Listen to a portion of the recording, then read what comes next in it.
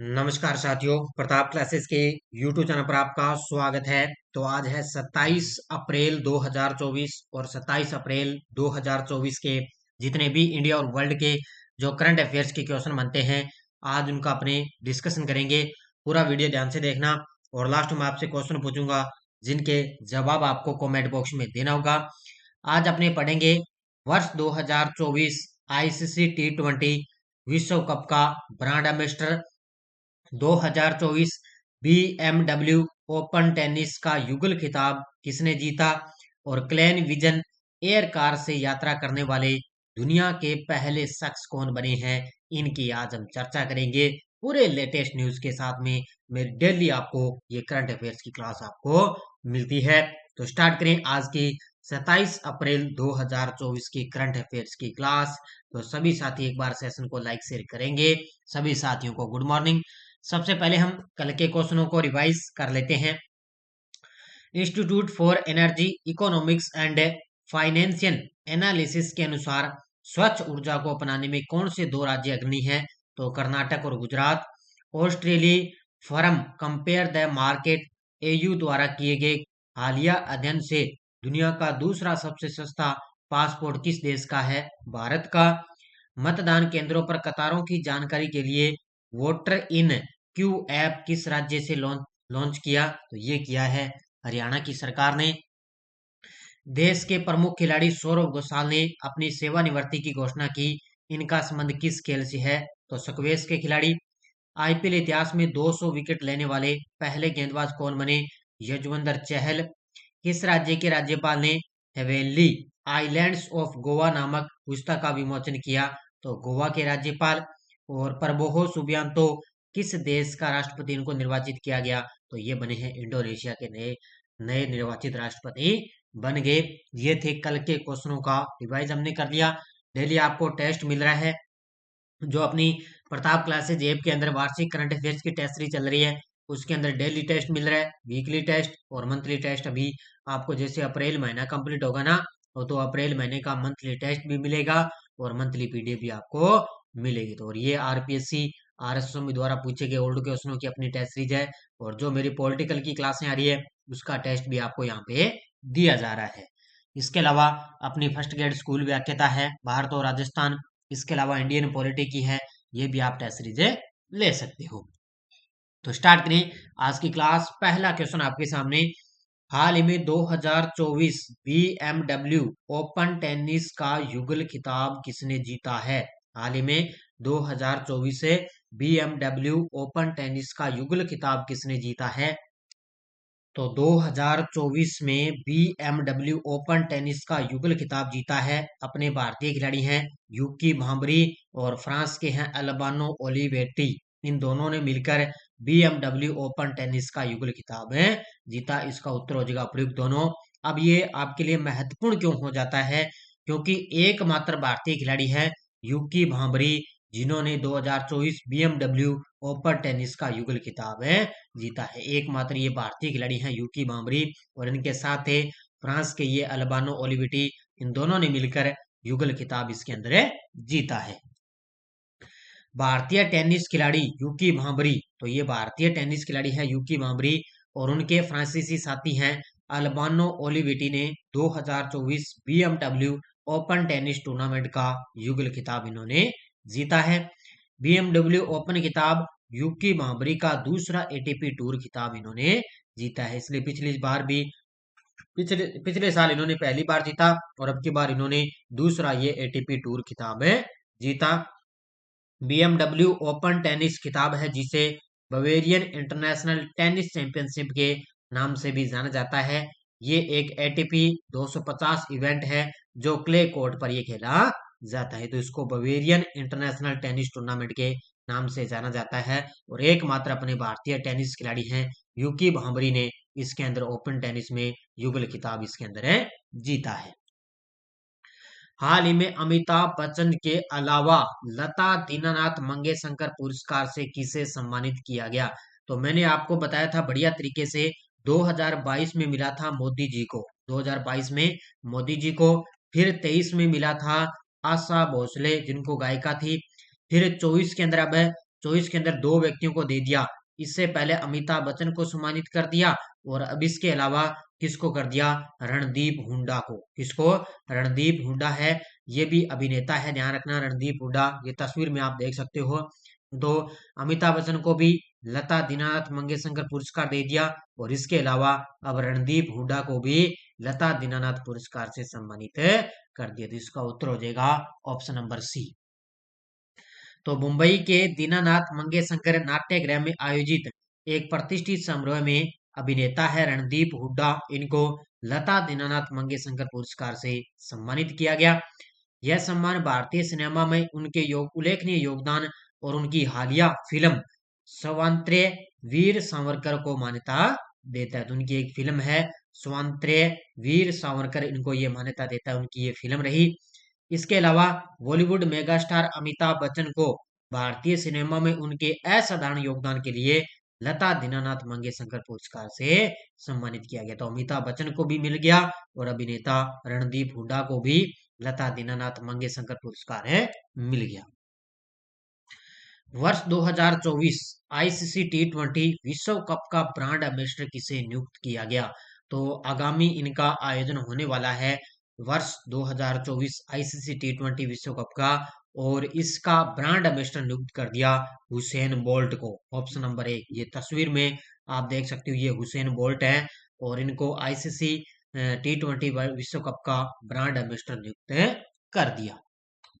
देखो, ये है महान जमैका धावक हैं हुसैन बोल्ट, इनको अंतर्राष्ट्रीय क्रिकेट परिषद आईसीसी ने 9वें आईसीसी पुरुष टी20 विश्व कप के लिए राजदूत के रूप में नामित कर दिया है। तो 9वें आईसीसी ये पुरुष टी20 विश्व कप होगा, इसके लिए उनको ब्रांड एम्बेसडर नियुक्त कर दिया। इसकी मेजबानी 1 से लेकर 29 जून तक ये चलेगा। 1 से लेकर 29 जून तक इसका आयोजन होगा। इसकी मेजबानी है वेस्ट इंडीज और संयुक्त राज्य अमेरिका संयुक्त रूप से इसकी मेजबानी करेंगे। तो ये संयुक्त राज्य अमेरिका और वेस्ट इंडीज दोनों इसकी मेजबानी करेंगे और 1 से लेकर 29 जून तक है इस पुरुष टी20 का आयोजन होगा। हाल में सतलुज जल विद्युत निगम ने देश के पहले बहुउद्देशीय ग्रीन हाइड्रोजन प्रोजेक्ट का उद्घाटन कहाँ किया है। तो सतलज जल विद्युत निगम ने देश के पहले बहुउद्देशीय ग्रीन हाइड्रोजन प्रोजेक्ट का उद्घाटन किया है हिमाचल प्रदेश में। कहाँ पर है, हिमाचल प्रदेश के अंदर एक है जिला पड़ता है जाखरी। क्या है, हिमाचल प्रदेश के अंदर जाखरी में सतलज जल विद्युत निगम ने हिमाचल प्रदेश में पहले बहुउद्देशीय ग्रीन हाइड्रोजन प्रोजेक्ट का उन्होंने उद्घाटन किया है। कहां पर किया, हिमाचल प्रदेश। भारत ने हिमाचल प्रदेश के जाखड़ी में 1500 मेगावाट के Nathpa Jhakri hydro power station NJSPS में अपने पहले बहुउद्देशीय हरित हाइड्रोजन पायलट प्रोजेक्ट के उद्घाटन के साथ नवीनीकरणीय ऊर्जा में एक महत्वपूर्ण कदम उठाया है। तो ये एक पहला बहुउद्देशीय हरित हाइड्रोजन पायलट प्रोजेक्ट है, इसके उद्घाटन के साथ एक नवीनीकरण में एक महत्वपूर्ण कदम उठाया। जल विद्युत निगम SJVN के नेतृत्व में इस परियोजना का लक्ष्य है नवीनीकरण ऊर्जा स्रोतों के माध्यम से हरित हाइड्रोजन का उत्पादन करना है। तो ये इसका लक्ष्य ये है कि हरित हाइड्रोजन का उत्पादन करना। अप्रैल 2024 में किसे भारतीय कुश्ती महासंघ WFI के एथलीट आयोग का अध्यक्ष चुना गया है। अप्रैल 2024 में किसे भारतीय कुश्ती महासंघ के एथलीट आयोग का अध्यक्ष चुना गया, ये चुना गया है नरसिंह पंचम यादव को। ऑप्शन नंबर डी, ये तस्वीर में आप देख सकते हो, ये है नरसिंह पंचम यादव और इनको अप्रैल 2024 में भारतीय कुश्ती महासंघ के एथलीट आयोग का अध्यक्ष इनको चुना गया। तो ये राष्ट्रमंडल खेलों के पूर्व स्वर्ण पदक विजेता हैं नरसिंह पंचम यादव, इनको 24 अप्रैल 2024 को भारतीय कुश्ती महासंघ WFI के एथलीट आयोग का अध्यक्ष चुना गया। तो इसमें भी चुनाव हुए हैं और इनमें चुनाव संपन्न हो गए और इसी में अब आयोग का अध्यक्ष किसको चुन दिया, नरसिंह पंचम यादव को, और इन्होंने भी राष्ट्रमंडल खेलों के अंदर स्वर्ण पदक जीता था। हाल में RBI के किस डिप्टी गवर्नर का कार्यकाल 1 साल के लिए बढ़ाया गया है। हाल ही में RBI के किस डिप्टी गवर्नर का कार्यकाल 1 साल के लिए बढ़ा दिया, तो ये बढ़ाया है T रविशंकर का। इसका अभी इनका क्या है, 3 मई को कार्यकाल समाप्त हो रहा था। 3 मई को इनका कार्यकाल समाप्त हो रहा था और आरबीआई ने इनका कार्यकाल अब आगामी 1 साल के लिए और बढ़ा दिया। किसका? टी रविशंकर है, जो आरबीआई के डिप्टी गवर्नर है। आरबीआई के deputy governor TB Ravi Shankar का कार्यकाल 1 साल के लिए बढ़ा दिया गया। इसके मुताबिक केंद्र सरकार ने 3 मई 2024 से 1 वर्ष के लिए टी रवि शंकर को भारतीय रिजर्व बैंक के डिप्टी गवर्नर के रूप में फिर से नियुक्त कर दिया। तो 1 साल इनका कार्यकाल है बढ़ा दिया। किस देश के संगीतकार जया माइकल, किस देश के संगीतकार है जया माइकल है, जो हवा में उड़ने वाली क्लेन विजन एयर कार से यात्रा करने वाले दुनिया के पहले शख्स बन गए हैं। देखो, अगर कोई भी व्यक्ति अगर अपने दिमाग का बढ़िया तरीके से इस्तेमाल करना चाहे ना, तो बहुत ज्यादा इसमें ताकत होती है। कुछ भी व्यक्ति अपने दिमाग के जरिए कुछ भी कर सकता है, और ये करके दिखा दिया किसने? फ्रांस के संगीतकार ने। किस देश के? ये फ्रांस के संगीतकार हैं। देखो, जया माइकल है, और इन्होंने देखो हवा में उड़ने वाली, देखो हवा में उड़ रही ना, इस प्रकार की कार है ये क्लेन विजन एयर कार। देखो हवा में उड़ रही है, एयर विजन कार है, और इससे यात्रा करने वाली ये दुनिया के पहले शख्स कौन बन गए? ये फ्रांस के संगीतकार है जया माइकल बन गए हैं। देखो, फ्रांस के संगीतकार जया माइकल हवा में उड़ने वाली क्लेन विजन एयर कार से यात्रा करने वाले दुनिया के पहले शख्स बन गए। माइकल ने 2 सीटों वाली एयर कार से यात्रा की। यह करीब 200 किलोमीटर प्रति घंटे की रफ्तार से 2500 फीट तक की ऊंची हवाई में उड़ी है। तो देखो, 200 किलोमीटर प्रति घंटा रफ्तार है और 2500 फीट तक की ऊंचाई इसने हवा में उड़ाने भरी है। ये बड़ा गजब का इन्होंने दिमाग लगाया है, तो ये दुनिया के पहले शख्स बन गए। हाल ही में विश्व बौद्धिक संपदा दिवस 2024 कब मनाया गया है? तो हाल ही में विश्व बौद्धिक संपदा दिवस 2024 कब बनाया गया? तो ये बनाया गया 26 अप्रैल को। कब बनाया गया? विश्व बौद्धिक संपदा दिवस है 26 अप्रैल 2024 को बनाया गया। 25 अप्रैल को क्या बनाया गया? विश्व मलेरिया दिवस। तो विश्व बौद्धिक संपदा दिवस 26 अप्रैल 2024 को बनाया गया।